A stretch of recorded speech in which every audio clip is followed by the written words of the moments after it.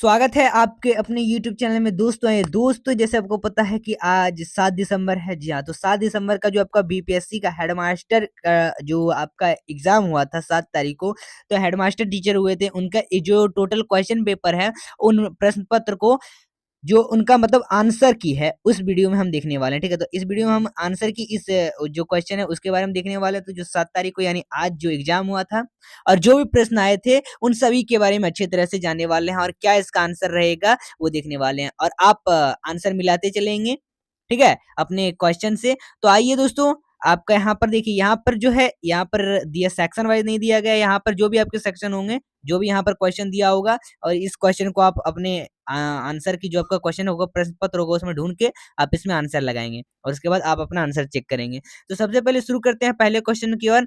कहता है कि महात्मा गांधी का जो महात्मा गांधी हैं, उनको राजनीतिक गुरु कौन कहा था? तो यहाँ पर कौन कहे थे इसको? इसको कहते गोपाल कृष्ण गोखले। लेकिन यहाँ पर सुरेंद्र बनर्जी, दादा भाई नौरोजी, एमजी रानाडे, यहाँ पर मतलब गोपाल कृष्ण गोखले का कहीं जिक्र नहीं किया गया है। तो इसका आंसर उपयुक्त में से एक से अधिक नहीं होगा। अब नहीं क्यों नहीं होगा? क्योंकि यहाँ पर अगर इस मतलब मान ले नरेंद्र बनर्जी भी हो गया और दादा भाई नौरोजी भी हो गया, तो दो आंसरों में तब हम एक से अधिक कर सकते हैं। लेकिन यहाँ पर उनका नाम ही नहीं दिया है गोपाल कृष्ण गोखले के लिए, इसलिए उपयुक्त में से कोई नहीं। तो आपको पहले मतलब अगर अपडेट आ सकते हैं, ऐसे सुने होंगे आपने कहीं कि ऑप्शन ई है उसको हटा दिया गया, लेकिन ऑप्शन ई हटाया नहीं, बीपीएससी ने ऑप्शन ई भी आंसर में दिया होगा। आपने क्वेश्चन में दिया है और आप देखे भी होंगे। तो आंसर होगा आपका उपयुक्त में से कोई नहीं। आगे क्वेश्चन की ओर बढ़ते हैं। कहता है चंपारण आने के लिए गांधी जी को राजी करने के लिए निर्णय लिया था। तो यहाँ पर कहा गया है कि चंपारण आने के लिए गांधी जी को क्या किया गया था, मतलब बुलाया गया था, राजी किया गया था कि चंपारण आइए। चंपारण के किसानों के लिए जो चंपारण सत्याग्रह हुआ था 1916-17 के टाइम में, जो आपको पता होगा, जो आप जब पढ़े होंगे आप आधुनिक भारत में, तो उसी में कौन बुलाया था, कौन राजी किया था गांधी जी को? तो ये किए थे राजकुमार शुक्ल किए थे। Answer C right answer. आगे क्वेश्चन कहता है लखनऊ समझौता हुआ था। जो लखनऊ समझौता हुआ, आप जो टाइम पढ़ेंगे मतलब आधुनिक भारत में गांधी जी के युग में, तो आप पढ़े होंगे, तो उसमें 1916 में क्या हुआ था? ये लखनऊ समझौता हुआ था, ठीक है? और आगे प्रश्न की ओर बढ़ते हैं। आगे का प्रश्न क्या है कि असहयोग आंदोलन की निलंबित किया गया था। असहयोग आंदोलन को निलंबित किया गया था, यानी असहयोग आंदोलन को बंद कर दिया गया था। और कब किया गया था? असहयोग आंदोलन को समाप्त कर दिया गया था, जिसे हम नॉन कॉपरेशन मूवमेंट कहते हैं। ये किया गया था 1922 में, ठीक है? 1922 में। अब 1922 सिंपल सा आंसर हो जाएगा, क्योंकि तभी के टाइम में चौरा-चौरी कांड हो गया था और उसी के वजह से गांधी जी ने इस असहयोग आंदोलन को वापस ले लिया था, निलंबित कर दिया था। तो सी नंबर की ओर बढ़ेंगे, आप अपना आंसर लगाते चलेंगे। दोस्तों आगे का प्रश्न देखिए। कहता है 1784 ईस्वी में एशियाटिक जो सोसाइटी है ऑफ बंगाल का आरंभ किसने किया था? दोस्तों ये किए थे विलियम जॉन्स ने किए थे। नेक्स्ट क्वेश्चन की ओर बढ़ते हैं। 1912 जो 1912 में जो पटना है, उसमें होने वाला भारतीय राष्ट्रीय कांग्रेस के अधिवेशन के अध्यक्ष कौन थे? तो ज्यादा यहाँ पर प्रश्न देखिए, आधुनिक काल से पूछा गया है यहाँ पर, ठीक है? तो 1912 में पटना में होने वाले जो भारतीय राष्ट्रीय कांग्रेस के अधिवेशन के अध्यक्ष कौन थे? तो इसका आंसर आर एन मधुलकर, ठीक है? फिर आगे का प्रश्न कहता है 1942 के आंदोलन में लोगों ने सिया राम सिंह की जो अनुयायी है, वो कहाँ पर राष्ट्रीय सरकार की स्थापना की घोषणा की थी? तो ये की थी चंपारण में, ठीक है? चंपारण में ही। नेक्स्ट क्वेश्चन की ओर बढ़ते हैं। 1857 के विद्रोह, जो आपको पता होगा 1857, ठीक है? मुगल काल के पतन के बाद फिर जो 1857 का विद्रोह हुआ था, पहला विद्रोह हुआ था यहाँ पर। तो 1857 के विद्रोह के दौरान जो ब्रिटिश सेना है, उस जो उनके जो किस सेनापति को कुंवर सिंह के विरुद्ध भेजा गया था? दोस्तों ये सरहू रोज को भेजा गया था। चलिए चलिए, सर ह्यूरोज को भेजा गया था। और आगे का प्रश्न कहता है, हमने यहाँ पर प्रश्न देख लिया। अब आगे का प्रश्न देखिए, कह रहा है कि जो फीफा महिला विश्व कप है, या फीफा किससे जुड़ा है? सबसे पहले तो ये फुटबॉल से जुड़ा है, इसका ये कप है। और फीफा विश्व कप महिला 2023 फुटबॉल जो है, उसमें कप्तान किस टीम ने जीता था? तो ये जो मतलब जीता था कप, किसने जीता था? तो दोस्तों ये जीते थे स्पेन ने, ठीक है? स्पेन देश ने। आगे का क्वेश्चन कहता है द एक्सो एक्सोर्सिस्ट जो सर्वश्रेष्ठ पिक्चर ऑस्कर के लिए नामांकित होने वाली पहली डरावनी फिल्म है, जिसके निर्देशक विलियम फ्रैंकडिकिन का हाल ही में अ, हाल ही में 87 वर्ष की आयु में निधन हो गया था, तो वह फिल्म इसी नाम से लिखी गई। इसके उपन्यास पर आधारित है। ये किसके उपन्यास पर आधारित है दोस्तों? ये है विलियम पीटर वलाटी पर। देखिए जैसे आपको यहाँ पर ऑप्शन में ही दे दिया गया था किसके नाम पर, विलियन के नाम से, ठीक है। तो विलियन के नाम पर ही यहाँ पर आपको विलियन दिखेगा, तो विलियन ये सी नंबर, तो आप सी नंबर सिंपल सा मारे होंगे, ठीक, तो सही होगा आपका आंसर। चलिए नेक्स्ट क्वेश्चन की ओर बढ़ते हैं। आगे का प्रश्न कहता है केरल के पूर्व सीएम जो है वो ओमन चांडी, जिनका हाल ही में निधन हो गया, लगभग 53 वर्षों तक लगातार केरल के किस निर्वाचित क्षेत्र से विधायक बने रहे? तो दोस्तों इसका आंसर पटावी या चालाकुंडी, तो इसका आंसर चालाकुंडी हो जाएगा, ठीक है। चलिए आगे की और बढ़ते हैं। महिला की स्थिति पर संयुक्त राष्ट्रीय आयोग द्वारा किस देश को निष्कासित किया गया? तो ये इराक, आंसर क्या हो जाएगा? इराक हो जाएगा, इराक देश। चलिए दोस्तों आगे की ओर बढ़ते हैं प्रश्न। अब देखिए जनरल स्टडी से प्रश्न रहने वाला है पार्ट 2, मिला लीजिएगा आप आंसर। कहता है निम्नलिखित देशों में किसकी भारत के साथ सबसे अधिक लंबी सीमा है? दोस्तों ये आपका बात आ जाता है बांग्लादेश, पाकिस्तान, म्यांमार, तो ये बांग्लादेश, पाकिस्तान, म्यांमार तो ये सब छोटे हैं। ये सबसे बड़ा जो है वो बांग्लादेश का है, ठीक है। तो बांग्लादेश का सबसे लंबा जो है भारत से क्या करता है, सीमा लगता है। चलिए आगे की ओर बढ़ते हैं। निम्नलिखित नगरों में से कौन सा नगर कर्क रेखा के उत्तर में अवस्थित, ठीक है, उत्तर में अवस्थित है, नॉर्थ में अवस्थित है दोस्तों? ये भोपाल है। आगे का प्रश्न देखिए कह रहा है, आगे का प्रश्न कहता है कि निम्नलिखित नदियों में से सबसे बड़ा जो जलग्रह है वो क्षेत्र किसका है? तो ये जो है पेरियर का है, पेरियार का है। चलिए आगे क्वेश्चन देखते हैं। थॉर्नवेंट की योजना के अनुसार पूर्वी बिहार की जलवायु किस प्रकार की है? तो ये C2। नेक्स्ट क्वेश्चन की ओर बढ़ते हैं। आगे कहता है मोटा अनाज को चमत्कारी अनाज और भविष्य की फसल कहा जाता है, क्यों? क्योंकि ये उपयुक्त में से एक से अधिक हो जाएगा आंसर, क्योंकि इन सब में से कई सारे आंसर ज्यादा भी हैं, ठीक है, एक से अधिक भी आंसर इन सब में से। तो चलिए आगे की ओर बढ़ते हैं। भारत के कुल जो भूमि क्षेत्र में पर्वतों का हिस्सा है, तो ये 27% का हो जाएगा। जीवाश्म ईंधन किस प्रकार के संसाधनों के उदाहरण? तो ये आपका आंसर जो हो जाएगा आपका गैर नवीकरणीय, ठीक है। चलिए दोस्तों चंद्रयान 3, दोस्तों इस तरह से आपको पता होगा कि आपका हाल ही में जो आपका चंद्रयान 3 लॉन्च किया गया था, तो चंद्रयान 3 से जरूर है, अगर पढ़े होंगे तो उससे प्रश्न आएगा, क्योंकि ये करंट अफेयर है। करंट अफेयर से देखिए प्रश्न पूछा गया है कि चंद्रयान 3 कहाँ से प्रक्षेपित किया गया था? तो ये श्रीहरिकोटा, सिंपल सा क्वेश्चन है, सिंपल सा इसका आंसर हो जाएगा श्रीहरिकोटा, ठीक है। चलिए आगे की ओर बढ़ते हैं। यदि 2 पुरुष और 3 महिला एक काम को 8 दिन में करते हैं, देखिए मैथ के भी प्रश्न थे यहाँ पर रीजनिंग के प्रश्न थे।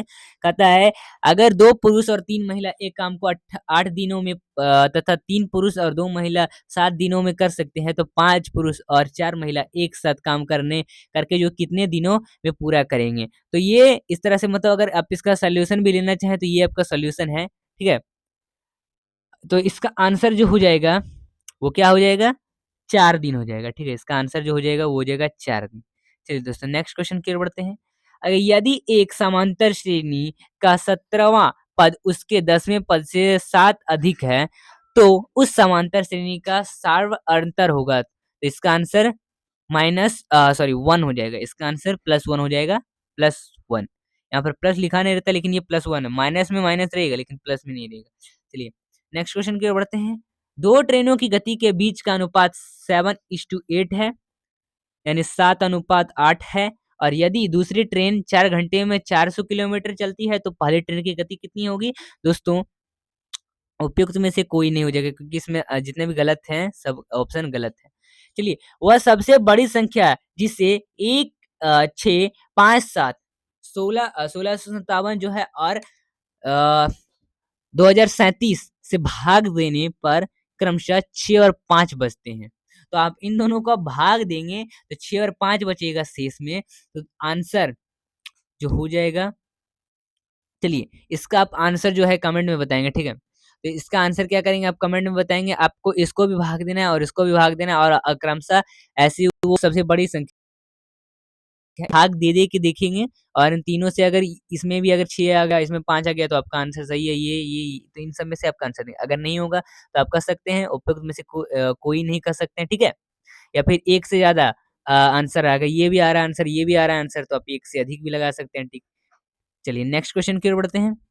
आगे कहता है कि 22 कहता है प्रश्न देखिए कि 22 से 26 वर्णों तक के 4 चरण वाला जो छेद क्या कहलाता है, तो ये जो कहलाता है समैया छंद कहलाता है, ठीक है, समैया छंद। चलिए नेक्स्ट क्वेश्चन की बढ़ते हैं। राजभाषा विधेयक 1963 को किसने प्रस्तुत किया, तो जवाहरलाल नेहरू ने किया था। मेरी भाव बादो हरो राधा नगरी सोई, जा तन की हाई परे श्यामू हरित दत्तु होई, तो उपयुक्त पंक्तियां किस छंद का उदाहरण है, तो ये जो है सोठक। यहाँ पर हिंदी के भी प्रश्न आए हैं, जैसे आपको पता होगा, हरता प्रश्न भी थे लैंग्वेज पेपर। विकारी शब्द का अर्थ क्या है, तो विकारी शब्द का अर्थ है परिवर्तन। मध्य पुरुष एक वचन का मूल रूप क्या है, तो ये है तुम। चलिए कौन सा अव्य शब्द संबंध तत्व का कार्य करता है, दोस्तों ये तथापि करता है। तीन का विकास किस संयुक्त शब्द से हुआ है, तो ये त्रीनी से हुआ है, सिंपल सा बात है त्रीनी। चलिए दोस्तों आगे का प्रश्न देखते हैं। आगे का था सुहावना कौन सा प्रत्यय है, तो ये गुणवाचक है। जिस शब्दों का अर्थ सीमित एवं संकुचित क्षेत्र से निकलकर अधिक विस्तृत हो जाता है उसे कहते हैं, उसे अर्थ विस्तार कहते हैं। नेक्स्ट क्वेश्चन की ओर बढ़ते हैं। बादल खूब गरजे किंतु वर्षा नहीं हुई, कौन सा वाक्य है, दोस्तों संयुक्त वाक्य है। अनिल हंसता है कौन सी क्रिया है, सकमक क्रिया है। चलिए दोस्तों नेक्स्ट क्वेश्चन की ओर बढ़ते हैं। ब्राह्मी लिपि की उत्पत्ति कहाँ हुई, भारत में हुई थी। ब्राह्मी लिपि तो सिंपल सा बात है कि कितना सिंपल प्रश्न था। आधुनिक भारतीय आर्य भाषाओं का मूल स्रोत है, तो ये सिंपल से ये भी क्वेश्चन आ गया है कि आधुनिक जो भारतीय है उनकी अर्धभाषी मूल स्रोत थी, तो ये संस्कृत हो जाएगा। कौन सी ध्वनि युगम ध्वनि है, तो प्राण। तथैव का संधि विच्छेद क्या है, तो ये तथा एवं, तथा एवं। चलिए नेक्स्ट क्वेश्चन की ओर बढ़ते हैं। मृत जीवों के अवघटक हैं, तो ये कवक है, कवक। चलिए नेक्स्ट क्वेश्चन की ओर बढ़ते हैं। यहाँ पर बायोलॉजी से भी प्रश्न दिए गए हैं, साथ ही आपके यहाँ पर फिजिक्स वगैरह से भी प्रश्न दिए गए हैं। चलिए फिजिक्स केमिस्ट्री से भी प्रश्न दिए गए। तो विद्युत चुंबक का कोर बनाने के लिए सामान्यतः उपयोग की जाने वाली सामग्री है, तो ये स्टेनलेस स्टील है, और ऑर्निथोलॉजी अध्ययन है, तो पक्षियों का है। दोस्तों इसरो इसरो द्वारा चंद्रयान 3 को प्रक्षेपित किए जाने का दिनांक, तो ये भी सिंपल सा प्रश्न है, ये भी आपको डेट याद रखना होगा। जब प्रक्षेपित किया गया था तो डेट क्या था, जुलाई 14, चंद्रयान 3 को। नेक्स्ट प्रश्न की ओर बढ़ते हैं दोस्तों। पौधे का जड़ों में मृदा से जल प्रवेश का कारक है, तो ये केशिकत्व है, ठीक है। पानी में घुलने पर उसे कठोर बनाने वाला यौगिक है, तो CaCO3। दोस्तों जल परागित पुष्पों में परागकण होते हैं, तो ये हल्के एवं चिकने होते हैं। कौन सी ग्रंथि दोनों अंतःस्रावी एवं बाह्यस्रावी के रूप में कार्य करती है, तो एड्रीनल करती है। नेक्स्ट क्वेश्चन की ओर बढ़ते हैं।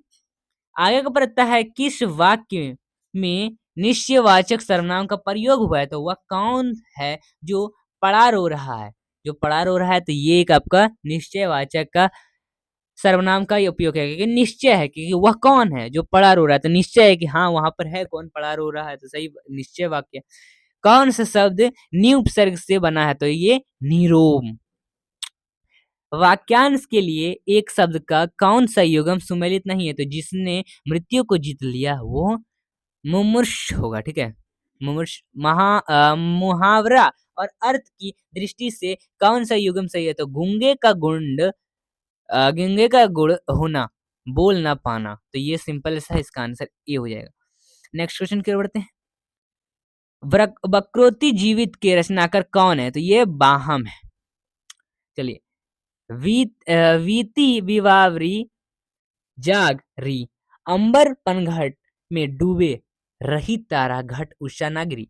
तो उपयुक्त पंक्तियों में से कौन सा अलंकार है? तो ये दोस्तों है ये रूपक रूपक। बी नंबर की ओर बढ़ेंगे। रक्त मांस के सड़े पंख से उमड़ रही है मगा घोर दुर्गंध रुद्ध हो उड़ी सांस। तो उपयुक्त पंक्ति में कौन सा रस है? तो विभत्स रंग क्या है? रस है।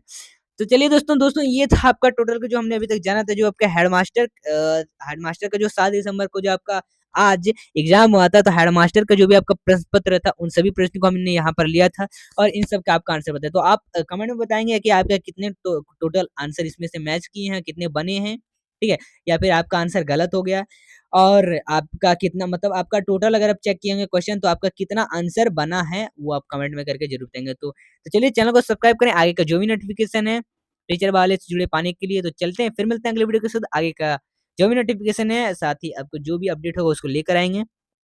चैनल को सब्सक्राइब करें और लाइक कर दें इस वीडियो को, और शेयर जरूर करें अपने ग्रुप वगैरह में। तो चलिए।